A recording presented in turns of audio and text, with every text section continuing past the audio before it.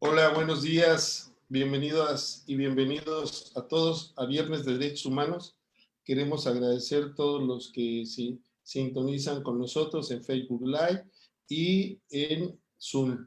Queremos decirles que hoy tenemos un programa muy especial. Hablaremos de los prisioneros, aunque ya por ahí nos han dicho que cuando se debe de hablar de prisioneros, estamos hablando de prisioneros de guerra. Bueno, están dentro de una prisión. Entonces son temas que vamos a hablar y quiero decirles que nos pueden hacer sus preguntas, sus comentarios, sus observaciones de manera directa en Facebook Live a través de la página del SECOCISE y también por el Zoom. Quiero agradecer a todas y a todos los que ya están con nosotros. Y como les dije, hoy vamos a hablar de un tema muy especial y para ello tenemos una persona muy especial, una gran amiga, una gran profesora, una persona que conozco desde hace mucho tiempo y siempre se ha destacado por su interés, su don de gente y sobre todo su profesionalismo. Vamos a ver ahora quién tendremos en este Viernes de Derechos Humanos. Adelante, Daniel, por favor.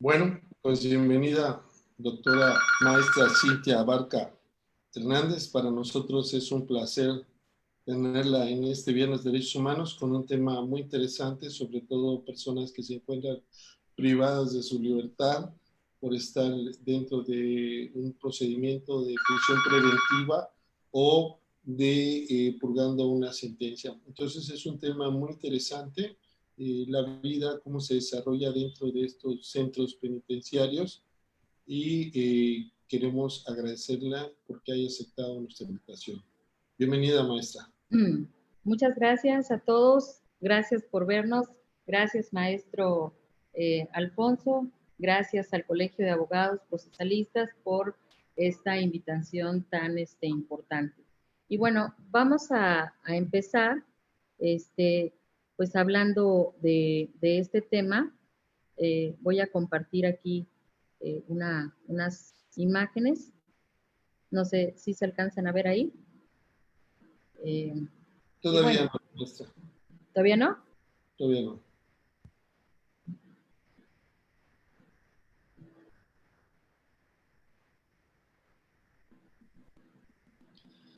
Ok, ahí está. Bueno, primero que nada quisiera hacer un antecedente sobre los derechos humanos. La definición que conocemos, pues es la siguiente. Dice que los derechos humanos se pueden definir como aquellas prerrogativas mínimas que todo miembro de la especie humana, por su propia naturaleza, debe gozar y cuyo respeto y observancia deben ser garantizados por el Estado en todo tiempo y en todo lugar. Y bueno, dice, se concretan hacia las exigencias de la dignidad humana. Aquí sería importante señalarlo, porque en materia penitenciaria, a veces por las cuestiones de que el individuo ha realizado actos que lesionan a la sociedad, la mayoría de los individuos no quieren que se les respeten estos derechos fundamentales. O sea, no tienen derecho a la salud, no tienen derecho ni siquiera a una vida digna, ¿verdad?, dentro de los centros penitenciarios. Y vamos a platicar de algunos artículos de la Constitución que contemplan específicamente qué derechos tienen, y vamos a ver también ya dentro de una investigación en los centros penitenciarios del Distrito Federal y en los centros federales, también cuáles son las condiciones que más abundan y cuáles son las quejas más constantes que los reclusos han hecho a la Comisión de los Derechos Humanos. Entonces, iniciamos con el artículo 18, pero antes quisiera, como antecedente, comentarles que no siempre los prisioneros tuvieron este trato, tuvieron otro peor, ¿verdad? Como un antecedente de lo que es la materia penitenciaria, me gustaría traer a la conversación al destacado John Howard, que es el conocido como el padre del penitenciarismo moderno. Tiene una historia interesante este hombre, ya que en un viaje es confundido por unos piratas, es bajado de un barco y es llevado a una prisión.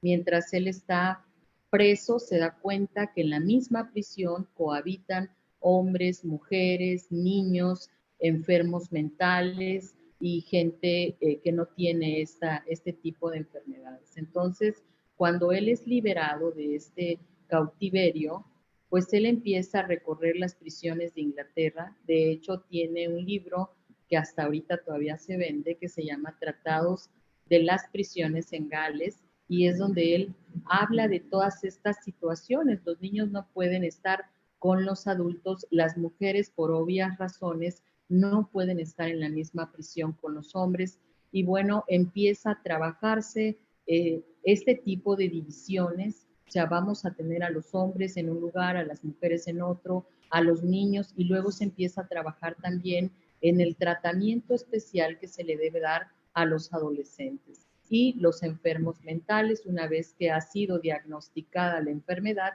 pues deben ser llevados a un centro psiquiátrico para que ahí puedan ser tratados adecuadamente, ¿verdad?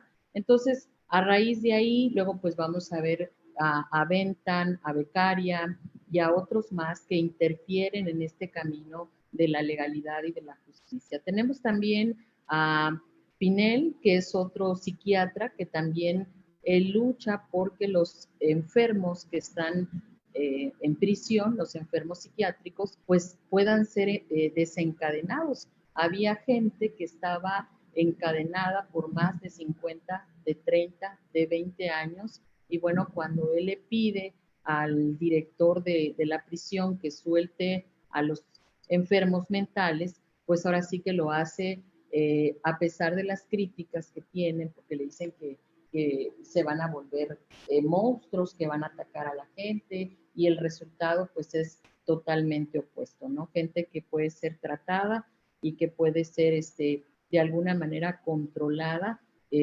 pues bajo esta supervisión médica. Bueno, una vez que iniciamos, el artículo 18 constitucional pues habla precisamente de esta división de la que yo hablaba. Primero, que las personas que han sido sujetas a un proceso y que no es un proceso por un delito grave, pues puedan llevar su proceso en libertad. Luego habla de que también las personas que están procesadas deben estar en lugares distintos de las condenadas. Así vamos a evitar la contaminación que puede darse entre estos dos sectores. Luego, las mujeres, por obvias razones, deben compurgar sus penas en centros penitenciarios totalmente apartados, pues diferentes, donde los hombres estén en un lugar y, por supuesto, las mujeres en otro. Los adolescentes. Los adolescentes ya ni siquiera son tratados como delincuentes o ya no son tratados como una pena, sino es precisamente un tratamiento. Aquí tenemos el centro especializado de tratamiento para los adolescentes en conflicto con la ley. Ya hasta el nombre tiene que tener un tinte distinto. Y los que son menores de 12 años, pues deben de ser únicamente sujetos a la rehabilitación, ya que en el centro penitenciario y sobre todo en las condiciones que actualmente presenta, pues van a tener un peligro inminente, ¿verdad?, para su integridad física. Y bueno, también habla de los extranjeros y se dice que los extranjeros, los mexicanos que se encuentren en prisión en el extranjero tienen derecho a ser extraditados a su lugar de origen. De la misma manera, ubicar a los sentenciados en prisiones cercanas a su domicilio. Todo esto con la finalidad, porque creo que a muchas veces no nos queda claro, la finalidad de la prisión es la rehabilitación social. Y si tenemos al infractor, si tenemos aquí al delincuente lejos de su familia, pues vamos a tener un estímulo menos para su rehabilitación, ¿sí? Y también los inculpados y los sentenciados deben estar en contacto con su defensor. Este es uno de los derechos fundamentales de todo proceso penal. El artículo 19 constitucional habla de que el plazo de las detenciones no debe exceder del tiempo, ¿verdad? Debe ser puesto a disposición inmediatamente y solamente a que el inculpado solicite la duplicidad del término puede darse esta ampliación, a veces con la finalidad de recabar más pruebas para su defensa. Bien, dice derecho a que el proceso se siga únicamente por él o los hechos delictivos señalados en el auto de vinculación a proceso y también derecho a que todo maltratamiento en la prisión en la aprehensión sea corregido, ¿verdad?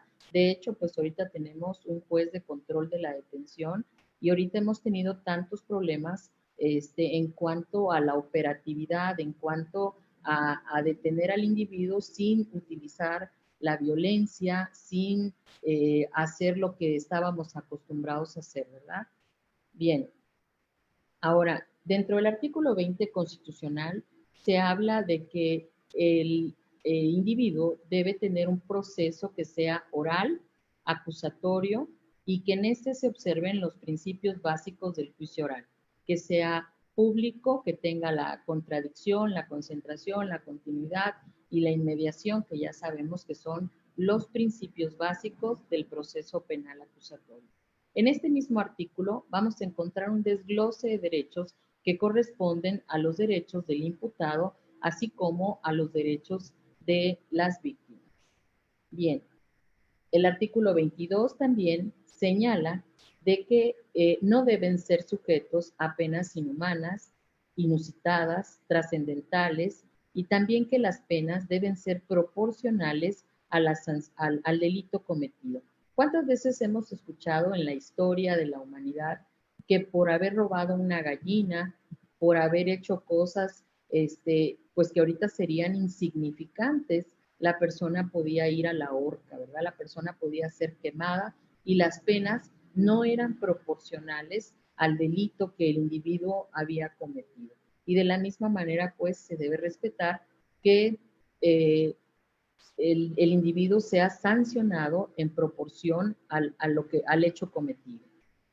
Ahora, en cuanto al maltratamiento, en cuanto a las penas inhumanas, pues sabemos que la historia conserva uno de los capítulos más tenebrosos, ¿verdad? Que tiene que ver con la Santa Inquisición, que tiene que ver con la Edad Media, donde los castigos corporales pues eran básicamente los más importantes. ¿Cuántas veces pues se subían al potro hasta que les quebraban los huesos o les arrancaban la parte del cuerpo que pensaban que era la que la que había provocado el delito, ¿no? La mano, la boca, la lengua o los genitales de la persona, en fin. Bueno. Muy bien, maestra. Cintia Barca, una excelente introducción del tema. Queremos saludar a Rocío Camacho, dice, excelente participación de la maestra Cintia Barca. Mónica Seis González, un saludo a Tapachula, buen día para todos. Ángel Morales, saludos maestra. Gonzalo Aramante Sánchez Méndez, interesante tema. Nuncia Brago, buen día. Saludos también Maile Gil, la saludamos con afecto hasta Oaxaca, tierra vecina. También queremos saludar desde la Ciudad de México a Ximba López. También nos acompaña Angélica González, estudiante de la licenciatura de Derechos Humanos en línea, hasta Chicago, Estados Unidos. Saludamos a María de los Ángeles Mares. Saludos. Hasta Sonora, ¿no? Gracias por su mensaje. Son temas muy delicados para afrontar. Y bueno, todo lo que es la protección de derechos humanos generalmente son temas sensibles porque tienen que ver con la dignidad de las personas. María Xochitl, saludos. En Ya Ere, buenos días, saludos.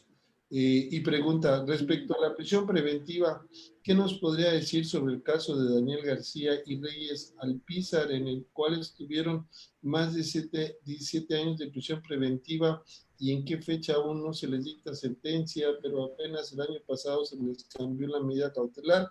Roberto Cruz, saludos a los panelistas. Astril Gómez, saludos.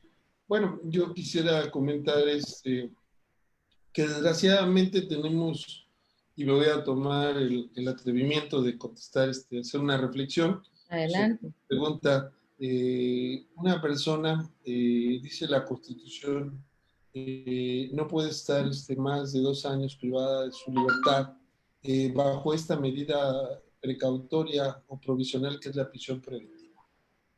Entonces, en ningún caso, así dice textualmente el artículo 20, pero luego abre una excepción siempre y cuando tenga que ver con la defensa.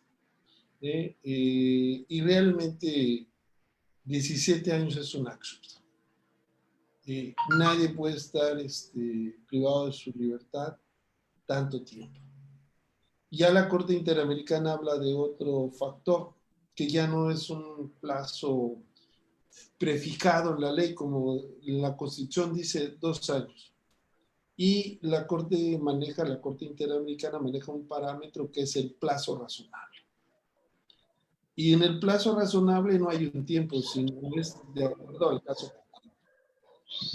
Sin temor a equivocarme, 17 años de prisión preventiva no solamente viola lo plasmado en la Constitución, lo plasmado en las normas convencionales, sino el sentido común. Es una tristeza que muchas de las gentes que están en la cárcel privada de su libertad están castigados por ser pobres. Y gente que podríamos decir que de cuello blanco, pues gozan de muchas prebendas. Este tema es muy sensible. Ojalá y que nos cuidáramos más en cuestiones reales que en cuestiones formales. De hecho, hubo una reforma al artículo 17 constitucional que establece que siempre y cuando no se viole el debido proceso, ni se viole la igualdad de partes, se puede sacrificar el derecho procesal por el derecho sustantivo. Y los derechos humanos son derechos sustantivos. Aquí ha habido un doble tratamiento. Los que están bajo el sistema anterior, se le da un plazo al juez cuando se promueve un amparo por esta dilación exagerada procesal para que dicte la sentencia. Y con el nuevo sistema se prevé que deben ser puestos en libertad y establecer otra medida cautelar. Pero esa es la realidad a la que se enfrentamos. Por eso el tema de hoy es sensible, como otros temas que hemos tocado. Adelante, doctora, por favor. Gracias. Bueno, y comentando ahí lo que dice el maestro, efectivamente, las leyes pues nos dicen una cosa, pero en la práctica, por eso es tan sensible el tema, en la práctica las autoridades pues como que son un poco sordas a lo que la ley establece, ¿no? Hablar de 17 años en prisión ya es hablar de una condena como tal, ¿sí? Y se supone que la llegada de los juicios orales pues es para cambiar toda esta perspectiva que se tenía del individuo cuando se le sentenciaba sin ni siquiera conocerlo, cuando el juez nada más lo conocía por lo que leía en las acusaciones, pero ya al tener esa inmediación, esa cercanía con el individuo, se pretende, ¿verdad?, que cambie su perspectiva, que lo escuche, por eso está el principio de contradicción, y que también escuche al individuo para que pueda tener el panorama completo de lo que verdaderamente ocurrió. Como lo comenta aquí el maestro, mucha gente, y desafortunadamente la más pobre, es la que se encuentra en prisión. ¿no? La persona que fue el cabo suelto y el que hizo la operación, el actor intelectual, el que hizo la ganancia completa del asunto, pues ese, ese no toca prisión, ¿verdad? Esa es la realidad de nuestro país, que tiene una sobrepoblación penitenciaria del 100%, ¿sí? Escuchaba a una persona comentar que en una prisión de Chiapas incluso se amarraban a la celda porque ya no podían, ya no cabían. Entonces se amarraban en la noche para no caer cuando se quedaban dormidos. Entonces, pensar en una realidad de ese tipo y otras cosas que en este momento les voy a ir comentando. Bueno, el derecho a que el juicio no tenga más de 3 instancias y el derecho a no ser juzgado 2 veces por el mismo delito, que viene a ser un artículo que muchas veces me preguntan, bueno, ¿y qué pasa si la hora? ¿Qué pasa si lo mató pero no era él? Y bueno, una serie de cosas que tienen que ver con esta interpretación que debe ser muy cuidadosa al momento de llevarla a la práctica. Bien, y bueno, aquí tenemos precisamente una frase de García Ramírez que dice: la historia de la prisión como la del crimen integra uno de los más desdichados capítulos de la historia humana. Y bueno, dice, ya apoyándome de la ley de normas mínimas también, los reclusos que aún no han sido tratados deben tratarse con medidas restrictivas. Se les debe permitir ingresar al centro alimentos, ropa, libros y no debe recibir el trato de un sentenciado.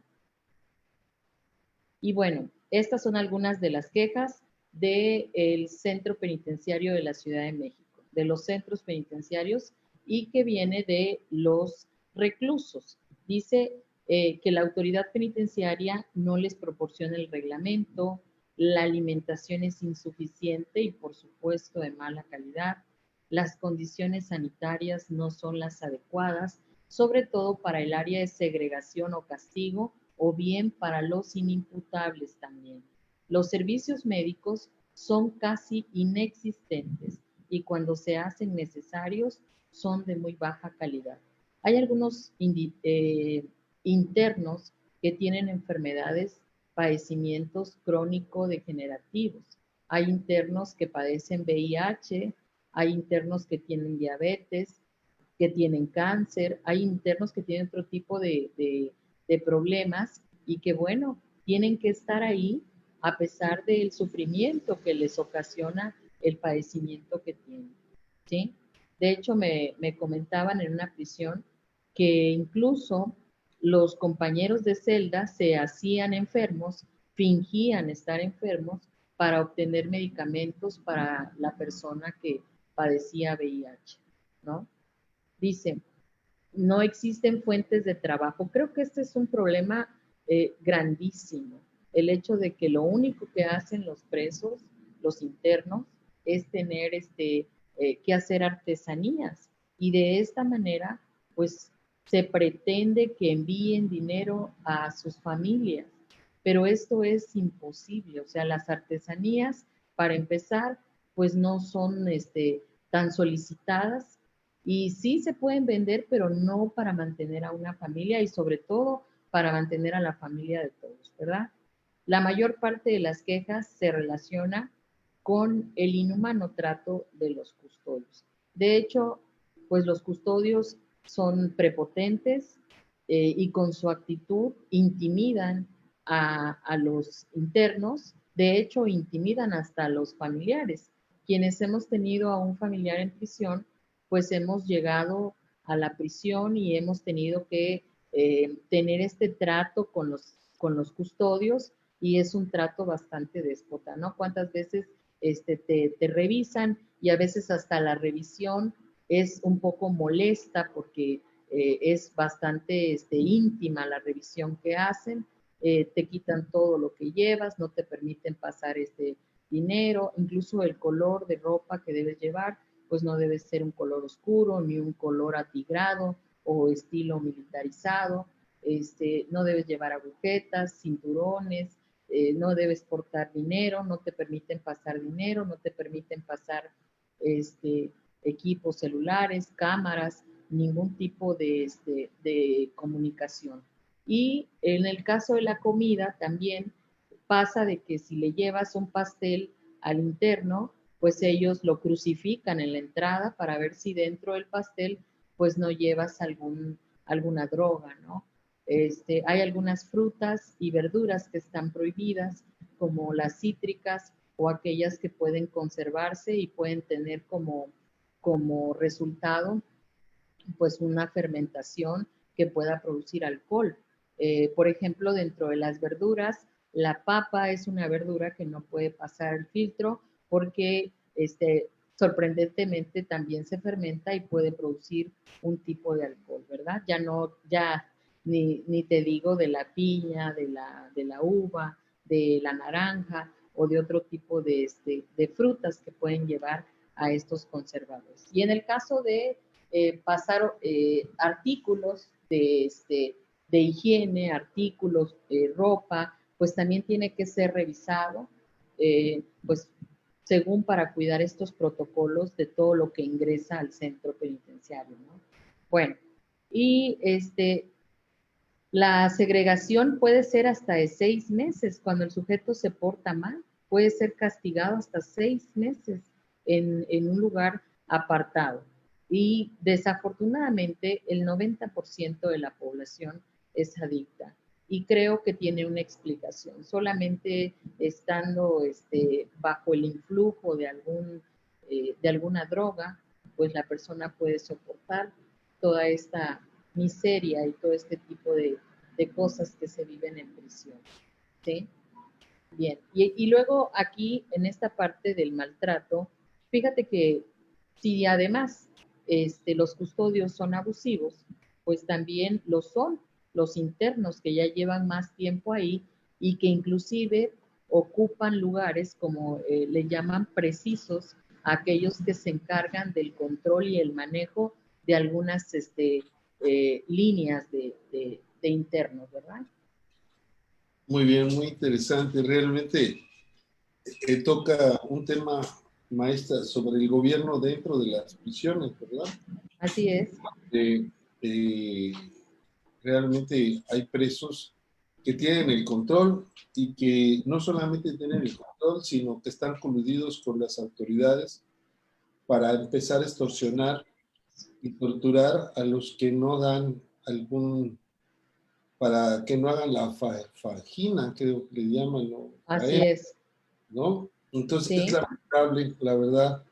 Yo tuve un proceso en el cual yo defendía a una persona que desgraciadamente fue hace tiempo ya, hace 10 años, fue asesinado dentro de la prisión de La Mate porque no daba eh, una cantidad de dinero.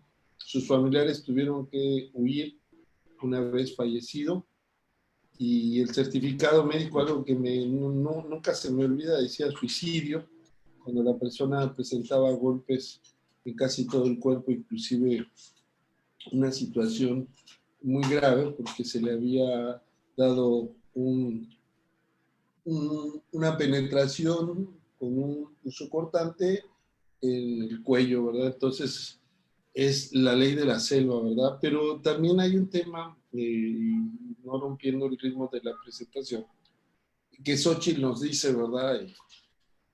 Que hay que tomar en cuenta, dice que, ¿qué es lo que más se defiende? ¿La víctima o el acusado?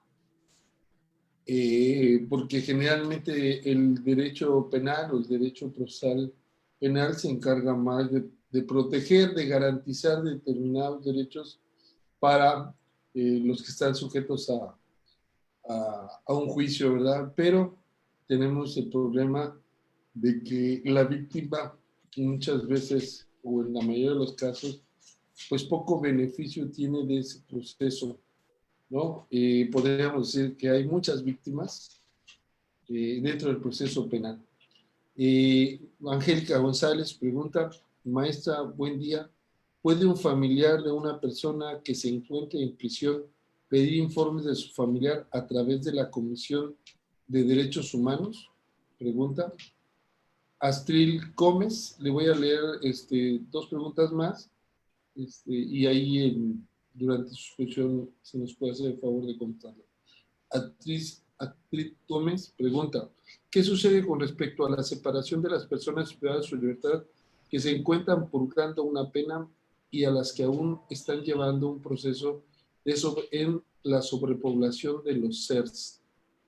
Y José Valles, saludos José Valles, ¿hay algún precedente de sanción por periodos largos de prisión, largos de prisión de la libertad, de la privación de la libertad, de las personas que fueron detenidas y consignadas y procesadas por algún delito, que después quedaron absueltas y dejadas en libertad? Bueno, hay algo, y voy a dejarlo ahí para que la maestra se quiere hundar, si no regreso yo con el tema, sobre lo que se conoce como error judicial, cuando una persona ha estado privada de su libertad y de repente pues, se determina que era inocente. Entonces todo un rollo porque habría que distinguir qué se entiende por error judicial, dice la jurisprudencia, y qué se tiene por interpretación. Si el problema es de interpretación, pues no hay error judicial, pero la persona de todos modos estuvo en la cárcel. Entonces yo creo que toda sentencia absolutoria debe haber una reparación integral del daño a la persona que fue procesada, porque se entiende que el Estado fracasó. El Estado presentó una demanda a través del Ministerio Público del Fiscal para acusar a una persona en el supuesto que tenía pruebas suficientes para incriminarlo y finalmente resultó inocente la persona. ¿Qué responsabilidad tiene el Estado frente a la privación de la libertad?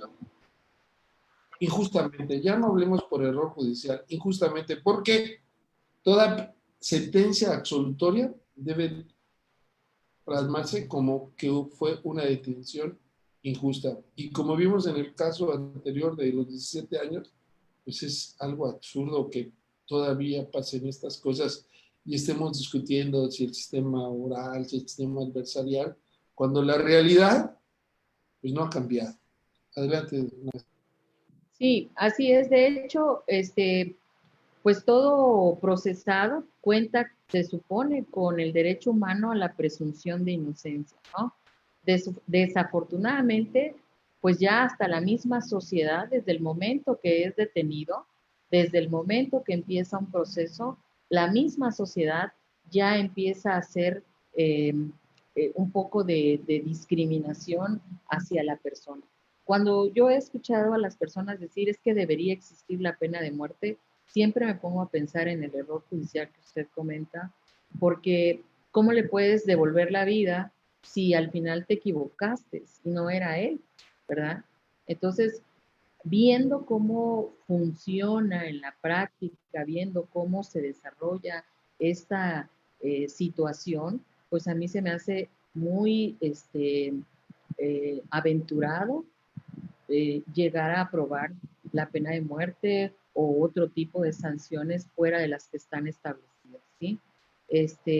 Bueno, vamos a ir respondiendo algunas preguntas, pero sí como tengo el tiempo aquí medido, ahorita regresamos. Bueno, en el caso de la llegada a los eferesos, algunos reclusos han manifestado que de entrada los internos reciben pues la inducción y son obligados a desvestirse. He visto algunas fotos de cómo pues son olfateados por algunos perros adiestrados y están ellos en completa desnudez.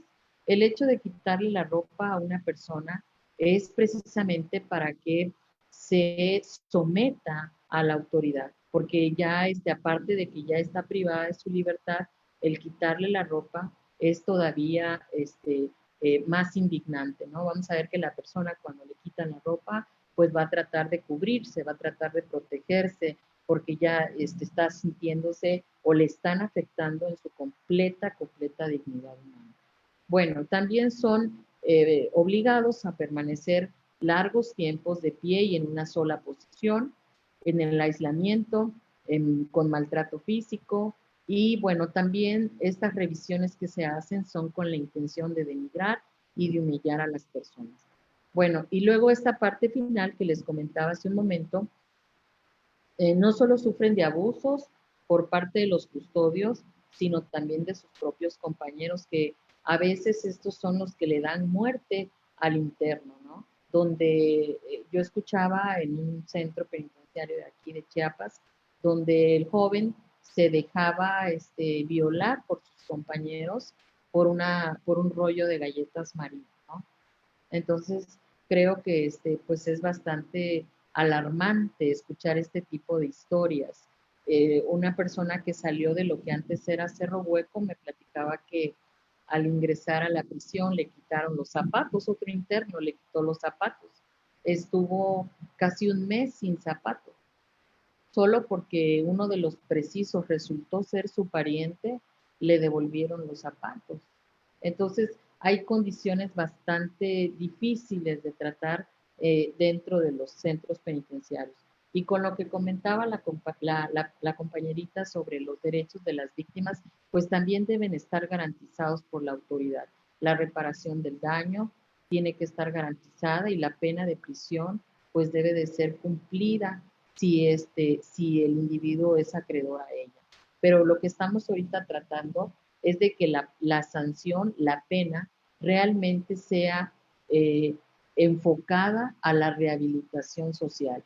Porque si nosotros metemos al preso para torturarlo, para golpearlo, para lastimarlo, pues cuando salga, cuando sea reinsertado a la sociedad, el resultado pues no va a ser favorable. ¿Sí? Esto lo estoy hablando y lo estoy diciendo porque me apoyo de la criminología, que es la ciencia que se encarga de este comportamiento, ¿verdad? Todos los prisioneros, todas las personas que muestran una conducta antisocial, hay una causa previa de su comportamiento. Son el resultado y la consecuencia de una circunstancia determinada. ¿Sí?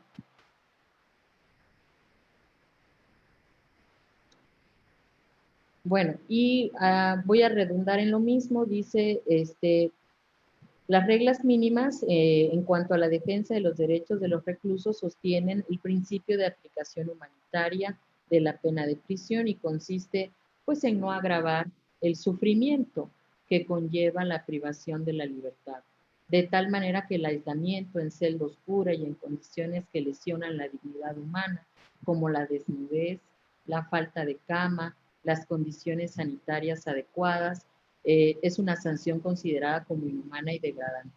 De hecho, comentan muchos reclusos que cuando no pagan lo que decía el maestro, el trabajo, pues lo tienen que hacer ellos y no les dan escoba, no les dan jabón, no les dan cloro, simplemente agua y lávalo con las manos. Lava con las manos la taza hasta que quede limpia y con pura agua, porque no hay para jabón, no hay para otra cosa, no hay estropajos, tú lo vas a lavar y eso ha generado que algunos internos pues tengan o desarrollen algún tipo de dermatitis por el contacto directo con el excremento, ¿verdad?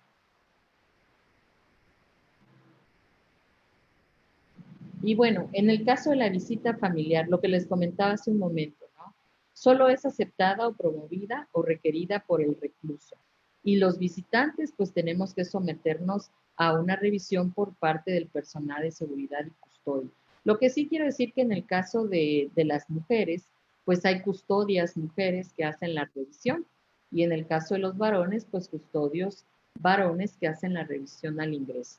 De hecho, México es uno de los pocos países que tiene la visita conyugal aceptada, ¿sí? La persona tiene que acreditar la relación sentimental que tiene con el interno y entonces se programa la visita conyugal y ya puede ingresar a ella, ¿no? La finalidad de la visita conyugal pues tiene que ver o está enfocada también a la rehabilitación social del interno, a que tenga el apego con una persona y que de esta manera tenga la motivación para querer cambiar su comportamiento y para tener la libertad lo más pronto posible. Ahora, las personas que llegan a la visita conyugal anteriormente eran obligadas a desnudarse también y a hacer una serie de sentadillas en el caso de las mujeres para ver si no expulsaban de su zona íntima algún tipo de, pues lo hacían en el mismo preservativo, metían droga y luego lo metían en su zona íntima y lo metían al reclusorio. Entonces, como se percataron de esta situación, pues llevaban a las mujeres y entonces las obligaban a hacer unos ejercicios de sentadillas desnudas para ver si no llevaban alguna eh, cosa en su zona íntima, ¿no? Bueno. Muy bien, doctora. Cintia Gómez nos hace, su tocaya, nos hace una reflexión. Muy buen día a todos. Un tema muy interesante a tratar, ya que podemos ver en la actualidad que muchos derechos han sido violentados y aunque sean personas que merezcan todo el peso de la ley, hay personas inocentes que por cualquier razón fueron declarados culpables. Es importante que sean respetados porque aún siendo detenidos tienen derechos. Gonzalo Arremete dice un tema muy relevante y es importante poder regular esto en los centros donde no existe un orden. Es un cambios necesarios en estos centros. Excelente manejo del tema, maestra Cintia Abás Mariana. Alejandra Cruz Hernández, nuestro sistema penitenciario es pésimo, tema muy interesante. Y se nos hace una pregunta ahorita que hablaba usted de esos favores sexuales, vamos a llamarle así. Nos preguntan, ¿la comunidad LGBTI es también una comunidad vulnerable? La sentencia Angélica González y María de los Ángeles. Entonces, ¿cómo son adictos si no pueden comprar estupefacientes o cualquier tipo de drogas? ¿Quién las vende? Bueno, Bueno, ¿no? Adelante. bueno, yo me sorprende el caso de la creatividad de los internos. Dicen que la ociosidad es la madre de todos los vicios. Y en una ocasión que platiqué con una persona de lo que era antes Villa Crisol, me platicaba que los jóvenes entraban a lo que era como la panadería del lugar, hacían pan en las tardes y se robaban la levadura, no, era lo que hacía, fermentaba el pan, o sea que se endurecía, y se lo iban robando. Entonces, un día encontraron a los jóvenes muertos de la risa ahí en Villa Crisol, me platicaban esta historia en una visita que hicimos a este lugar, y estaban muertos de la risa los jóvenes. Resulta que con agua de la que se bañaban, de tubo, echaron unos sucos que consiguieron en cualquier lugar, ¿verdad? Que les llevó algún familiar, y luego le echaron esto que le ponían al pan. Entonces lo pusieron debajo de su cama, una cubeta, y hasta que fermentó. Y luego ya estaban bastante ebrios con lo que estaban bebiendo, ¿no? De hecho, con un cargador de celular que consiguieron, hicieron una máquina de tatuajes y se dieron cuenta porque entraban limpios, se les hace la revisión al ingresar y cuando salían pues ya tatuados, ¿no? Eso es parte también pues ahora sí que de la ociosidad, de no tener nada que hacer, pues despierta todo este tipo de inquietudes. Ahora pues también hablemos de lo que es la corrupción dentro de los centros, ¿verdad? De que sí hay, de que sí lo venden, de que sí lo consiguen, desafortunadamente. Y luego, algunas veces los familiares también se han visto en problemas porque son ellos quienes lo ingresan al centro. Supe del caso de una señora que en la pasta de dientes, o sea, vació toda la pasta de dientes y le echó marihuana ya en polvo a la pasta. Y al momento que pasa la revisión, en donde están los heladores, la persona que recibe la pasta siente que la pasta de dientes está tiene una consistencia, porque todos hemos tenido una pasta de dientes en la mano y sentimos que es suave, ¿verdad? Y al momento que la persona aprieta, pues desafortunadamente pues no sale nada. Entonces aprieta y al no salir nada, pues pide una tijera, corta a la mitad la pasta de dientes y ahí va todo lo que era el encargo, ¿no? Y entonces, pues esta persona fue detenida, mientras que su pareja ya había cumplido su sentencia, la persona seguía detenida por ingresar droga a un centro penitenciario. Es una situación muy delicada, la verdad. Yo no lo recomiendo para nada. Y lo que comentaba la compañera sobre la comunidad LGTB, por supuesto que sí, son precisamente por la condición que presentan, por la preferencia que presentan, pues son objeto de burlas, objeto también de que algunos quieran tomarlos a la fuerza, pues porque no hay mujeres, ¿no? Y bueno, someter a la persona a violaciones y a otro tipo de maltrato. Bien, ahora lo que decía a continuación, a ver, levantaron la mano, dice, queda prohibida la introducción de dinero, alimentos y bebidas. A los menores también se les exige un comportamiento inapropiado a su edad, como el permanecer sentados durante el tiempo que dura la visita. Fíjate que en el caso de los menores, también ahí hay una gran situación para el Estado, para el análisis, ¿no? Que es el caso de los niños que nacen en la prisión. Las mujeres tienen visita conyugal o las mujeres son ingresadas al centro penitenciario en gestación y estando en prisión dan a luz.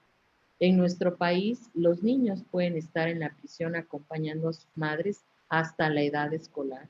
Y una vez que llegan a la edad escolar, los menores tienen que ser llevados con un familiar para que puedan pues continuar con una vida pues al cuidado de este familiar, ¿no? Cosa que ha sido muy comentado, muy polémico. ¿Por qué los niños están en prisión si ellos, me decía la doctora Marchiori en un congreso de criminología, si ellos no hicieron nada, si ellos no tuvieron ellos no cometieron ningún delito?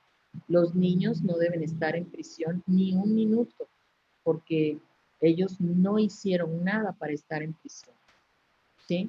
Pero sigue siendo muy cuestionado. Bueno, entonces los vamos a sacar, ¿a dónde los vamos a llevar? Y si la vida con un familiar sea igual a que esté con su madre en prisión. Además, la madre y el menor en este tiempo pues logran el apego y quizás la madre sea el niño sea la motivación para la madre para que pueda cambiar su conducta y pueda tener una rehabilitación integral, ¿no? Pero sigue siendo un tema bastante difícil de tratar. Yo he pensado que si las mujeres cometen delitos en menor proporción que los hombres, si la mayoría de las prisiones están saturadas de hombres, que también tiene una explicación científica por la testosterona que mueve al hombre, pienso que las mujeres deberían tener espacios para tener a sus menores a salvo, ¿no? Sí, yo creo, si no está usted de acuerdo, en que ya debería de haber otros medios en los cuales se debía de privar a la libertad a las personas, como el arresto domiciliario, ¿no? De una u otra manera se ahorraría mucho dinero, muchas molestias y muchas situaciones, porque de lo que se trata es que la persona no vuelva a delinquir. Y si una persona pues es tratada de manera infrahumana, si realmente no se respeta nada de la dignidad, lo que estamos creando es un gran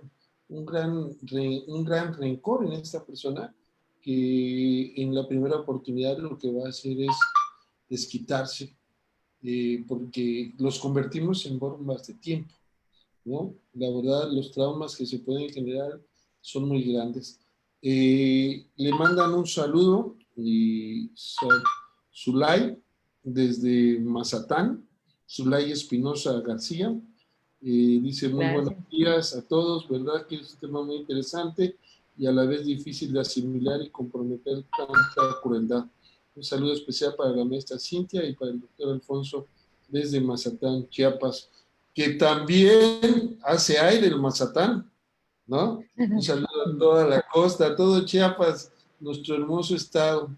Dice Verónica Burguete, tipo de violencia, ¿qué tipo de violencia existe por las acciones hacia la detención de las mujeres? Excelente ponencia, maestra Berenice. muchas felicidades. Bueno, es que Gracias. son temas tan sensibles que realmente, y este también podríamos decir es una reflexión, que cuando una persona es privada de su libertad, no solamente causan un impacto en la vida de esta persona, sino en la familia. En la familia. ¿No? Porque muchas veces son las personas que de ellas depende económicamente el sustento de esa familia.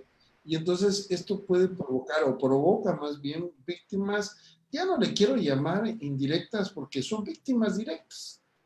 El sufrimiento, el trauma y la depresión que genera es un golpe muy doloroso. Creo que el sistema, como algunos de nuestros escuchas y participantes nos dicen, esto es cruel. Hay que reconocerlo que el sistema penitenciario en México y en muchas partes del mundo es cruel. Así es. Así es. Y yo creo que todos debemos pensar, cuando hablamos de este tema, que no estamos exentos de que una situación de este tipo nos llegue a tocar, ¿sí? A veces no podemos exigir todo el rigor de la ley, todo el peso de la ley, porque en primera no sabemos si realmente se va a llevar un proceso con justicia y si la persona que se encuentra en prisión pues es realmente responsable de lo que se le ha. Y tampoco podemos estar completamente seguros de que no podemos ser nosotros, nuestros hijos, nuestros hermanos, nuestros parientes, quienes caigan en esta situación desafortunada. Ahora, lo que comentaba aquí el maestro es totalmente cierto. Aquí es un sufrimiento enorme, no solamente para el interno, para la familia que tiene que garantizar también que el individuo tenga los recursos para poder estar sano y salvo. Aquí se les pide dinero, cuotas para que puedan sobrevivir. Desafortunadamente, ¿sí? Siguen estas cosas tan lamentables. Bueno, eh, y bueno, también dice sobre las revisiones sorpresas. En algunos casos, los individuos son sometidos a revisiones en la madrugada, operativos sorpresa, donde son levantados, amarrados, donde entran los perros a las celdas y entonces se avienta todo, se saca todo, se tira todo y bueno, mientras estos tienen que ser obligados a desnudarse o a aislarse, a mantenerse en un lugar mientras son revisados de manera exhaustiva. Bueno, ¿cómo es una noche en un centro federal? Dice, hay constantes sobresaltos, según lo que comenta la Comisión de Derechos Humanos y las quejas que han hecho los internos. Hay rondines cada media hora. Dice que las pláticas entre los custodios son escandalosas. Se les obliga a dormir con el rostro hacia el pabellón, aunque la luz les pegue en el rostro. Excesiva privación de su intimidad y privacidad y constantes llamadas de atención, inclusive por el intercambio de un pan o por el intercambio de una tortilla con otro recurso. Y bueno, cuando se ponen algo rebeldes los internos, han comentado que a veces son sometidos a tratamientos especiales. Dice que se les lleva a tomar fármacos, uno en especial que se llama Adol, y una vez que lo ha tomado o que lo ha ingerido el individuo, provoca un desvanecimiento, la falta de control de los esfínteres y que cuando el sujeto vuelve en sí, pues ya se encuentra amarrado con una camisa de fuerza en algunos centros penitenciarios.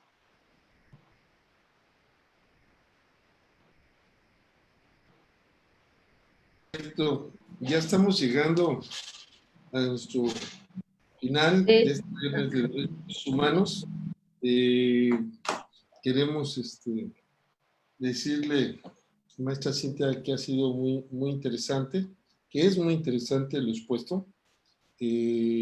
Vamos a darle finalmente para que nos haga una síntesis, alguna conclusión, y todavía tiene 5 minutos para que termine de desarrollar su tema. Muchas gracias. Gracias. Bueno, me gustaría concluir ya con esto, ya para es un tema muy amplio, a ver si tenemos ahí una segunda parte, ¿verdad? Dice, también se ha visto afectado el derecho de comunicarse libremente con su defensor. Algunas veces las conversaciones son grabadas o los documentos son fotocopiados, ¿sí? Tampoco se les permite consultar fuentes de derecho a los internos, no tienen una biblioteca. De hecho, ni siquiera hay universidades todavía que estén al alcance de los internos. Y dice por acá, la discriminación hacia los ancianos, hacia los enfermos mentales y hacia otros internos vulnerables. La asignación de camas, de cobijas también depende del criterio de los directores. La alimentación es insuficiente y no existen espacios para las personas discapacitadas o de la tercera edad y hay muchos enfermos mentales que no deberían estar en prisión. De hecho, fíjate que en muchas ocasiones, por eso, al ingresar el interno, le quitan las agujetas, le quitan el cinturón, porque muchos de ellos cuando ya no soportan la vida que llevan dentro, pues se suicidan, ¿no? Y es por eso que les quitan todo este tipo de lazos constrictores que pueden hacer este, la anoxemia, ¿verdad? Que pueden hacer la falta de oxígeno por ahorcamiento. Y bueno, con eso finalizaríamos. Espero que les haya gustado la ponencia y pues estoy a sus órdenes para cualquier pregunta. Bueno, pues realmente ha sido un viernes de derechos humanos muy interesante. El sistema penitenciario mexicano, vamos a hablar del sistema penitenciario mexicano, ha sido un fracaso, es un fracaso y requiere analizarlo bajo una perspectiva de los derechos humanos. Tenemos muchas personas que están privadas de su libertad, y lo decíamos desde el principio, más que por su responsabilidad penal, por su pobreza, porque hay mucha gente que ha cometido delitos, vamos a llamarle de cuello blanco, son autores intelectuales y no han sido procesados. Generalmente, la mayoría de las sentencias de la Corte Interamericana de Derechos Humanos que han condenado a México, sobre todo en delitos de desaparición forzada, en tortura y en violaciones al debido proceso.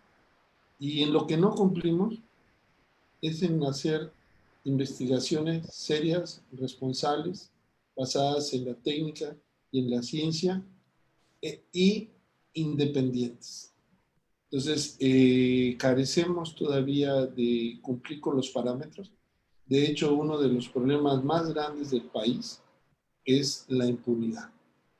Este año, la Universidad de las Américas de Puebla ha publicado los estándares de impunidad y a nivel internacional estamos dentro de los primeros 10 países, el séptimo lugar. Y a nivel Latinoamérica dentro de los primeros 5 países. Es decir, tenemos un problema muy grave de impunidad y tenemos un castigo muy grave para las personas que no tienen posibilidades de defenderse, no tienen posibilidades de estar gozando de los beneficios que otros tienen. Es decir, la desigualdad social también se refleja en los centros penitenciarios. Así es. Erika Jiménez Hernández, agradezco tan importante ponencia, ya que es el medio para saber parte de lo que sufren los internos de los centros de rehabilitación. Saludos desde el municipio de Bellavista. Saludos a Bellavista. Espero que estén bien, que no les afecte mucho el COVID. Jessica Enríquez también nos manda a saludar. Excelente tema. Héctor Lara, gracias Mecha Cinta, excelente tema. Doctor Alfonso, por los bienes de derechos humanos. Felicidades, Verónica Burguete, Hugo Albores, saludos. Bueno, pues llegamos a nuestro final de este viernes de derechos humanos. Agradecemos enormemente a la maestra Cintia Abarca Hernández. Gracias. Ella, independientemente de su actividad como profesora en la Universidad del Sur, pues es la presidenta del Colegio de Abogados Procesalistas Latinoamericanos en Chiapas y es una excelente persona, como pudieron ver, y conocedora del tema. Vamos a invitarla para que hagamos una reflexión más profunda en otro viernes de derechos humanos sobre estos temas y más que son importantes reflexionarlos. Como ella dice, nadie está a salvo de que sufrir alguna situación, de privarnos de la libertad, sobre todo en temas, que es un tema también que deberíamos de tocar y que vamos a tocar, que es el arraigo penal, que todavía subsiste También. en la Constitución política para los delitos federales. Es un tema también muy grave. Alicia Ortega, saludos. Basilio, saludos. Excelente tema, saludos. Y agradecemos a todas y a todos los que nos han seguido. Los invitamos a vernos el próximo viernes de Derechos Humanos en estos temas. A los alumnos de la licenciatura en línea de Derechos Humanos de la materia de investigaciones, les digo que mañana nos vemos a las 10 de la mañana para comentar sobre su trabajo del artículo científico. Bueno, feliz fin de semana a todas y a todos. Gracias. A Cintia, y nos vemos pronto. Hasta pronto. Gracias, maestro. Hasta luego. Gracias. Bye.